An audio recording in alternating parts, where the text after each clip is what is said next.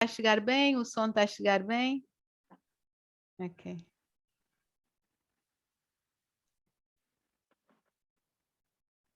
Olá a todos, bem-vindos a mais uma rúbrica à conversa hoje com Elsa Simões. Elsa Simões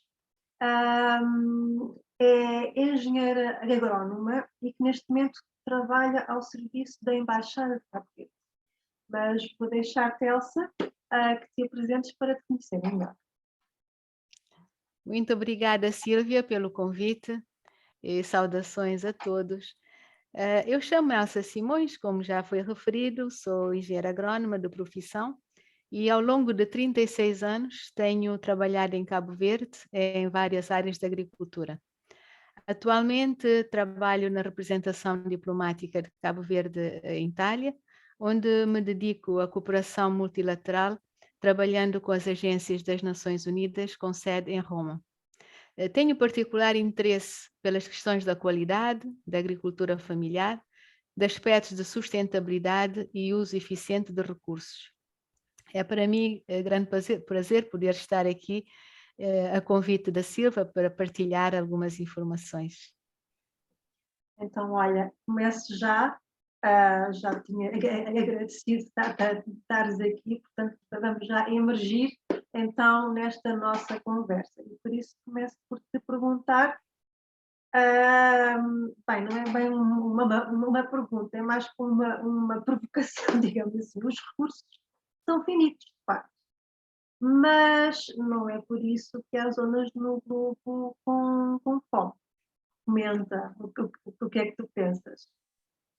É verdade, apesar da finitude de muitos dos nossos recursos, o mundo atualmente produz o suficiente para alimentar todos. Infelizmente, mesmo antes da pandemia, já estávamos com dificuldades em cumprir com o primeiro objetivo do desenvolvimento sustentável, a eliminação da fome até 2030. E claro que agora estamos em muito mais dificuldades. Temos atualmente cerca de 811 milhões de pessoas a passar fome no mundo, um aumento de cerca de 161 milhões devido à pandemia. E a principal razão deste quadro prende-se com o que nós denominamos o triplo C, que é o Covid, o clima e os conflitos. Isso é muito interessante. E então aqui se calhar eu começo a pensar que, enfim, será que as nossas escolhas refletem, não, nossas escolhas enquanto consumidores, refletem a forma como os recursos são distribuídos? No fundo, se temos de alguma forma responsabilidade, ou se podemos mudar alguma coisa, não é? É claro que sim, as mudanças começam pelo cidadão, né? Por nós, cada um de nós. Como cidadão, nós dependemos das organizações políticas de cada país e como tal temos alguns poderes, né? Temos algum poder em termos de influenciar não só, digamos, o quadro político. Quando eu falo de político, falo de políticas, do quadro de políticas dos nossos países, em termos de enveredar para, enfim, caminhos que sejam os melhores, mas também como cidadão no nosso dia a dia, nas compras, na nossa alimentação, naquilo que nós usamos no dia a dia, nós temos, digamos, esse poder. E é importante termos essa consciência de que muitas vezes dizemos, bom, mas uma pessoa só não vai mudar. Não, mas muda. É uma pessoa, é cada pessoa junta com outras pessoas e que vai fazendo o movimento. E nós já percebemos também que as coisas não mudam de um dia para o outro, mas os momentos vão criando momento e, e a partir de determinada altura, os políticos, as pessoas tomam decisões, e o próprio mercado começa a perceber que alguma coisa não está a mudar, alguma coisa já não está a agradar ao cidadão. E é a partir disso que as coisas também vão mudando. A questão do óleo de palma é um excelente exemplo, não é? É porque, de facto, temos situações em que completas florestas são derrubadas para a produção do óleo de palma e sem nenhum cuidado em termos das questões da biodiversidade, da sustentabilidade. E o que nós temos estado a ver é que esses sistemas acabam por, em vez de melhorar, aumentar, tirar as pessoas da pobreza, acaba por agravar as situações de pobreza, né? Mas não podemos generalizar. Isto refere-se ao óleo de palma ou qualquer outro produto que há uma certa tendência na mídia, digamos, de demonizar, mas é preciso saber que há produções sustentáveis e as nossas escolhas devem ser orientadas no sentido de procurar esses produtos que, de facto, vêm de um sistema de produção sustentável e que, portanto, até quando as compramos, estamos a contribuir para que as pessoas que produzem esses produtos estejam em melhores condições e saiam da pobreza.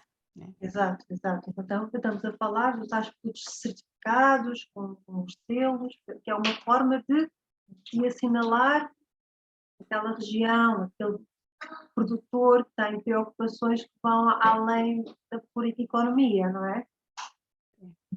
Porque a sustentabilidade também é da economia, não é? Porque a economia, se quer sobreviver, tem que ser sustentável, não é? Exato. O estado em que nós estamos atualmente no mundo é exatamente esse descuido que ao longo de muitos séculos nós tivemos com os recursos que nos foi dado neste mundo. Então eu penso que é isto que temos que mudar e eu penso que já há movimentos, já há muita coisa, enfim, a acontecer e que penso que vamos encontrando as soluções. Em novembro teve lugar um encontro em Glasgow, se não estou em erro, de países para discutirem nomeadamente medidas para combater as alterações climáticas. Eu sinceramente estou um bocadinho desiludida com os decisores, não é? Porque decidem devagar demais. Portanto, já não penso tanto que tenho que colocar a minha esperança nas decisões dos políticos. Prefiro pensar que cada um individualmente tem esse poder, tem essa capacidade para fazer. Portanto, aqui, em jeito de conversa, coloco aqui a pergunta: podemos fazer alguma coisa para, de facto, superarmos esse desafio? Nós, cada um individualmente, portanto, já falaste sobre essa consciência, mas há mais coisas que nós podemos fazer, não é? Como nós já falávamos anteriormente, não é? As mudanças começam nas pessoas, em cada um de nós, né? Não podemos esperar que haja mudanças nas coisas que não estão bem se nós mesmos não estivermos dispostos a ser parte desta mudança. Né? Há muita coisa que cada um no seu dia a dia pode fazer para promover essa mudança. São pequenas mudanças e são pequenas atitudes que podem somar a diferença. como, por exemplo, diminuir os nossos desperdícios ao máximo, né? Nos vários aspectos, desde a alimentação, no vestuário, no transporte, na forma como escolhemos o que escolhemos para comprar. Portanto, na alimentação sabemos que as perdas e desperdícios que a nível mundial temos daria para alimentar largamente todas as pessoas que passam fome no mundo. Não é isto uma informação tremenda, né? Isso Saber que é, se nós conseguíssemos, aliás, dá e sobra, dá e se nós sobra. conseguíssemos não desperdiçar ou diminuir grandemente o desperdício que nós temos, ninguém estaria a passar fome no mundo. Isso é muito, quer dizer, é daquelas coisas, quer dizer, há pessoas que estão famintas e afinal nós aqui conseguimos fazer alguma coisa, portanto isto é um duplo, uma dupla sensação de culpa e de empoderamento, não é? É. Mas, por exemplo, da colheita, porque pronto, aqui também é preciso que se perceba que não estou a dizer que todo esse desperdício aconteça nas nossas casas. Hein? Portanto, aqui, por exemplo, da colheita à venda, perdemos 14% da produção. Oh. Portanto, estou a falar do agricultor, do campo do agricultor, à venda. Depois, da produção à venda. Depois da venda, da restauração e do consumidor, nós perdemos 17%. É muita coisa. É muita coisa. É muita Portanto, coisa. claramente aqui podemos ver que as perdas e desperdícios de alimentos resultam de um sistema alimentar que não funciona bem. Nós hoje em dia falamos de sistemas alimentares, né? Porque é abrangente, não é só focado, é tudo, é desde a produção até o consumidor, a forma como produzimos, que sistemas nós usamos para produzir, como produzimos, os inputs que nós usamos na produção agrícola, enfim, tudo isso reflete a nível destes desperdícios. E, portanto, a situação que nós temos e que o sistema alimentar que não está a funcionar e que acaba por contribuir na emissão desnecessária de dióxido de carbono. Né? Portanto, exato. Nós aqui estamos a falar das mudanças climáticas, sabemos que o dióxido de carbono é um dos gases, não é o único, mas é um dos gases importantes que contribuem para essas mudanças. A agricultura pode ser um elemento para ajudar a diminuir isso e a contrabalançar isso. Portanto, aqui é importante que fique claro que a agricultura contribui, mas que também é uma solução. Okay. Ou seja, entre aspas, não gosto de usar a expressão problema, mas é também uma solução. E agora, apanhando agora esta ideia que deixaste dos produtores, coloco-te a seguinte questão: que impacto têm os agricultores locais para a economia de uma comunidade e para a sua sustentabilidade? Ok. É uma questão extremamente importante e que aqui não teríamos espaço para discutir tudo. Mas eu vou dizer o seguinte, apenas, digamos, focar naquilo que é o mais recente. Durante a pandemia, o papel da produção local demonstrou mais uma vez o importante papel que desempenha, especialmente nos países em desenvolvimento e nos pequenos estados insulares, como é o caso de Cabo Verde. Pois na falta de um transporte, estes mercados continuaram a ser fornecidos pela produção local e, em muitos casos, da produção familiar, né? Portanto, nós não tivemos mais crises durante o período da pandemia, porque, de facto, em parte considerável dos países, esta produção local continuou a fornecer o mercado com os produtos da produção local e com frutas, legumes, etc., que é, digamos, a parte, em termos de segurança nutricional, que nos interessa bastante. E vários estudos têm demonstrado a importância da agricultura local. Muitas vezes é também a agricultura familiar, no desenvolvimento econômico da comunidade, na melhoria da segurança alimentar e nutricional e contribuindo para a biodiversidade, a preservação de sementes locais, das tradições e culturas da comunidade. Porque hoje em dia não podemos, tanto não é só pensar, a comida é um ritual. A comida é mais que a comida, né? A produção agrícola, a produção é mais do que a produção. Portanto, há saberes que precisam ser preservados primeiro, valorizados, porque elas constituem um património extremamente importante para o nosso bem-estar e para a nossa qualidade de vida. Isso é muito interessante. Eu não tinha, de facto, essa ideia de que, de facto, a pandemia, pronto, nós aqui em Portugal estamos, digamos assim, que somos que privilegiados, não é?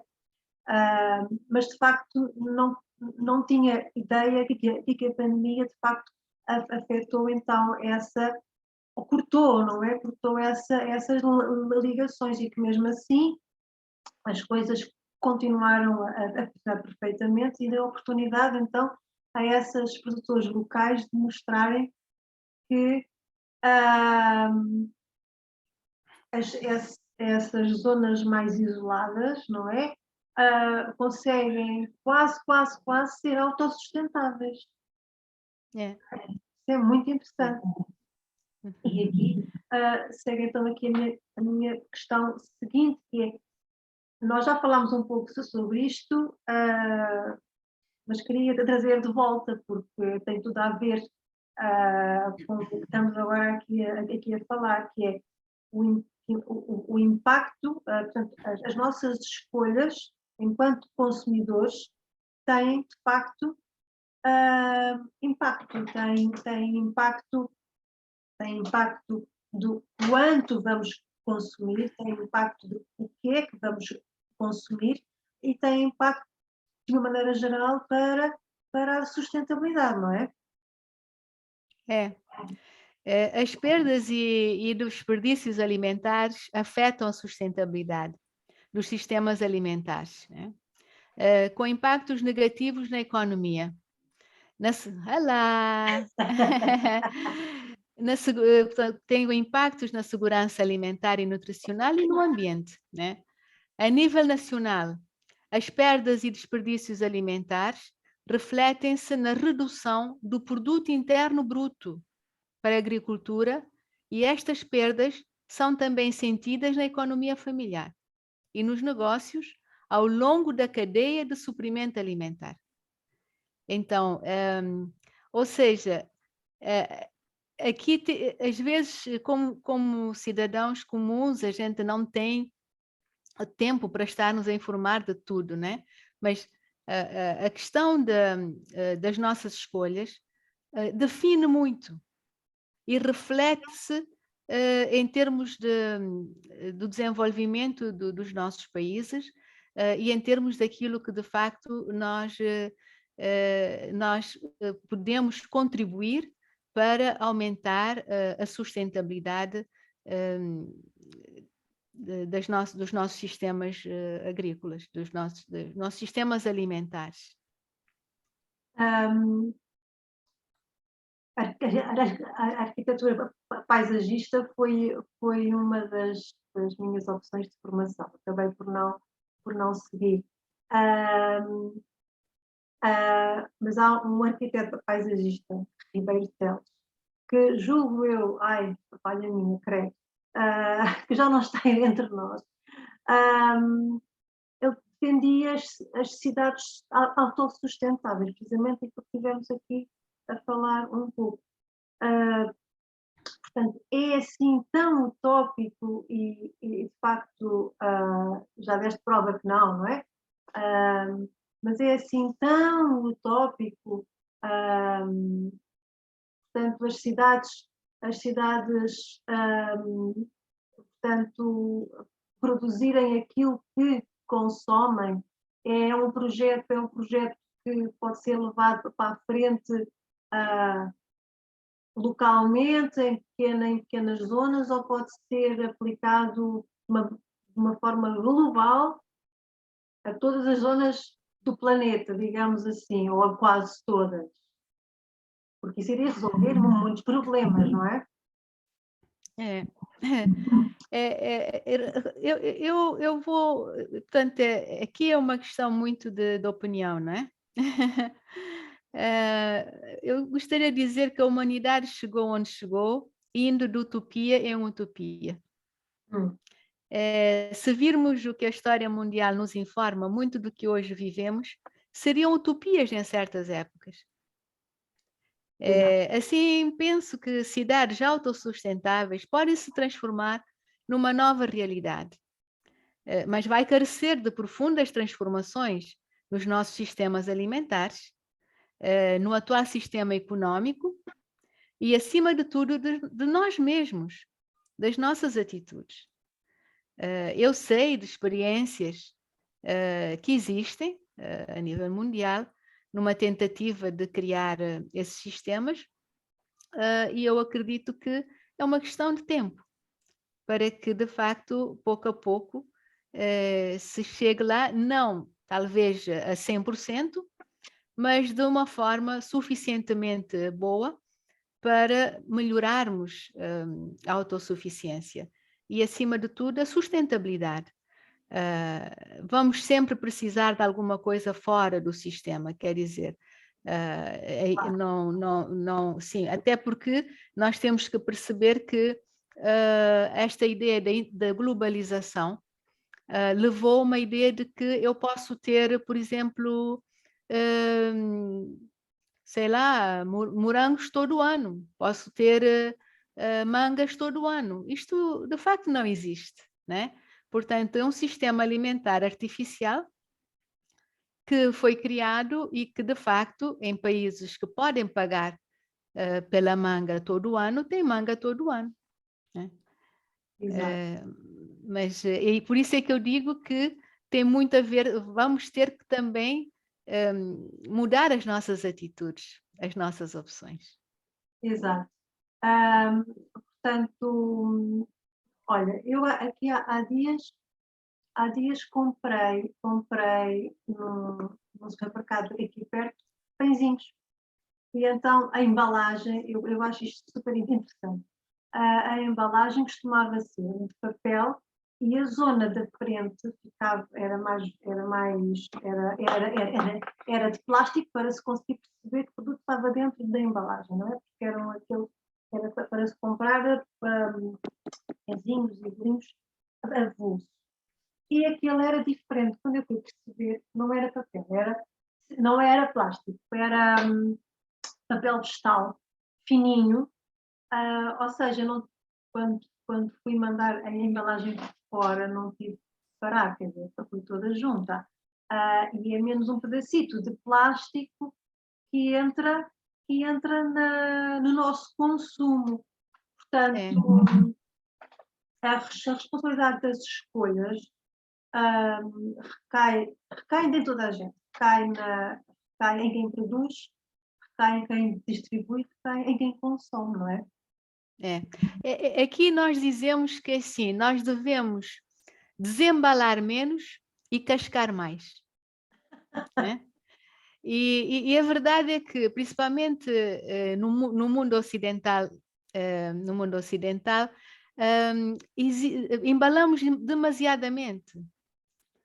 Eu, quando venho com a compra do supermercado, eu tenho mais lixo do desembalar do que propriamente da compra.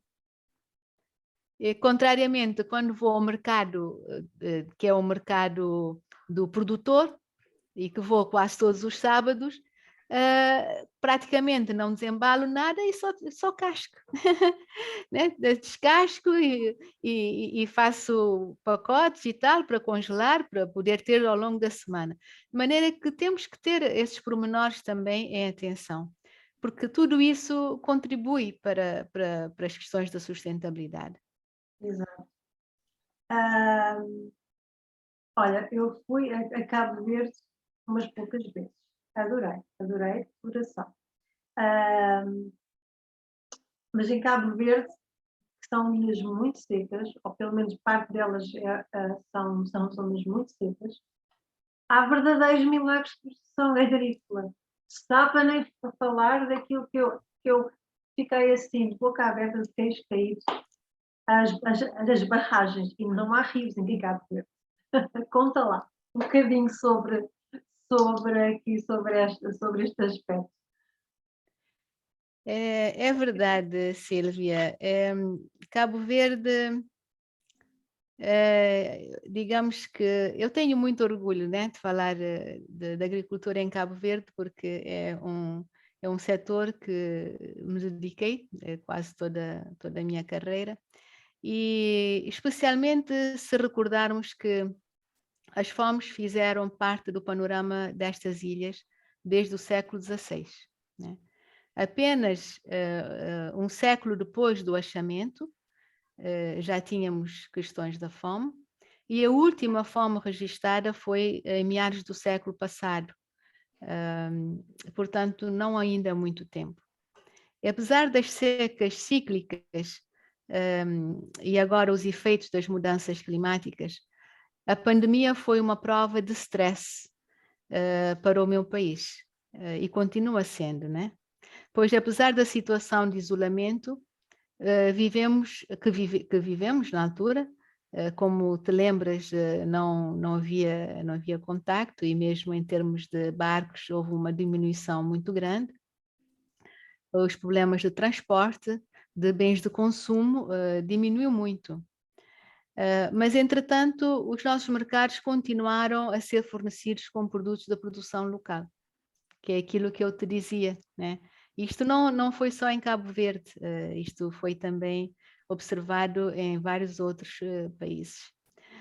Isto, no nosso caso, é graças ao forte investimento de sucessivos governos na infraestruturação rural e no aumento da disponibilidade de água para rega, porque já estiveste em Cabo Verde, conheces a nossa realidade, e tu sabes que às vezes passamos 3, 4 anos sem chuva, né? E nós não podemos esperar 3, 4 anos para alimentar as pessoas. Claro. Né? Então, tem sido de facto um desafio muito grande, mas que eu acredito que os sucessivos governos têm encarado de forma muito corajosa, e temos de facto tido ganhos significativos nesse setor, em termos de disponibilizar principalmente frutas e legumes. Portanto, nós já fazíamos esta aposta logo após a independência, quando ainda nem sequer tínhamos uma produção agrícola, enfim, de regadio. Nós apostamos sempre nas hortaliças e nas frutas, exatamente porque são produtos portanto, com uma aposta muito forte na nutrição e portanto, resolvia-nos a questão do fornecimento de frescos no mercado, porque o resto, os cereais, etc., nós importamos bastante na área alimentar. Isso é portanto, desses investimentos governamentais foram então precisamente as tais barragens, que eu cada vez que conheço alguém que não sabe muito de Cabo Verde, é a primeira coisa que eu digo: há barragens em Cabo Verde. É, não são grandes barragens, digamos, muita gente até é capaz de chamá-las represas, mas para nós, digamos, constituem infraestruturas que acabam por nos ajudar a reter, tendo em conta a orografia das ilhas, se nós não retemos a água, ela vai toda para o mar. E elas funcionam, digamos, neste sentido. Mas há muito trabalho ainda aqui a desenvolver nessa matéria, em termos do aproveitamento dessas águas, até porque quando há uma seca de 3, 4 anos, é óbvio que a barragem, depois de 2, 3 anos, já está seca também, né? A água esgota-se. Então, mas há muito trabalho ainda a ser feito em termos de utilização desses recursos, mas temos, digamos, todo uma determinação para fazer isso. Olha, esta foi uma conversa super interessante. Aprendi muita coisa contigo, havia coisas que eu não sabia, que eu desconhecia, aliás, que não passa muito para o consumidor mais apressado, digamos assim. Eu julgo que se aquele consumidor que quer saber que vai a fundo, provavelmente consegue encontrar todas essas informações. Daí também eu passar muito aqui grande parte do tempo desta entrevista a fazer a tónica para a responsabilidade nossa enquanto consumidor, não é? Passarmos a perceber que temos o poder de fazer alguma coisa. Sim, Sílvia, se me permitires, eu gostaria de referir uma questão que penso que, digamos, poderia ser interessante. Porque dentro daquilo que também é o teu trabalho, a gestão dos recursos que recebemos, e quando eu digo recebemos, quando nascemos, recebemos, não é? Como dádiva, quando nascemos, ou os que ganhamos com os nossos esforços, devem ser bem geridos, de forma a nos proporcionar uma vida boa e permitir que as gerações futuras possam usufruir também de uma vida boa. Uma boa planificação das nossas compras de alimentos tem o duplo benefício de nos poupar recursos e de contribuir para baixar a emissão do dióxido de carbono, que, como sabemos, é um dos gases que contribuem para o efeito de estufa e, consequentemente, para os fenómenos das mudanças climáticas que temos observado. Muitas vezes o preço baixo ao qual alguns de nós conseguem comprar produtos alimentares derivam de baixos preços que os agricultores recebem pelos seus produtos, de altos subsídios que determinados países atribuem e ao custo não contabilizado de sistemas de produção agrícola não sustentáveis. Assim, as nossas escolhas, em última instância, influenciam o mercado e a oferta. Queria deixar-te com esta. E eu agora queria aproveitar então para no fundo, para contextualizar esta nossa conversa neste mundo que é a decoração, não é? Que é a casa que é o nosso mundo. Porque, efetivamente, nós temos esse poder de perceber que temos como impactar, portanto, toda esta cadeia alimentar, não é? Todo este processo. E uma das coisas que nós podemos fazer é ter precisamente uma boa gestão em casa. A boa gestão em casa passa por duas coisas, não é? Passa por passa por boas escolhas que fazemos no supermercado, mas também, portanto, a boa arrumação, a boa organização desses bens em casa. Não é a primeira vez, não é a primeira vez que, fruto de mal organização, lá vamos encontrar um pacote de natas, seja o que for, lá perdido, esquecido ao fundo ou do frigorífico ou da despensa, ou uma peça de roupa, porque as coisas estão tão desorganizadas que achamos que não temos ah, aquela peça que precisamos, enfim. Portanto, aqui a nossa parte enquanto consumidores, na minha opinião, é dupla, portanto, é dupla no sentido de escolher o produto que vamos consumir e organizá-la bem em casa. Daí também que faz todo o sentido termos em atenção em termos de sistemas de organização daquilo que nós consumimos eficientes, que sejam fáceis para nós utilizarmos,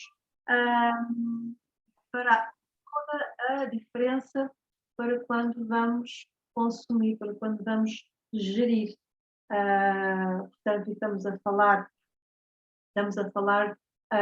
de tudo aquilo que precisamos para uma vida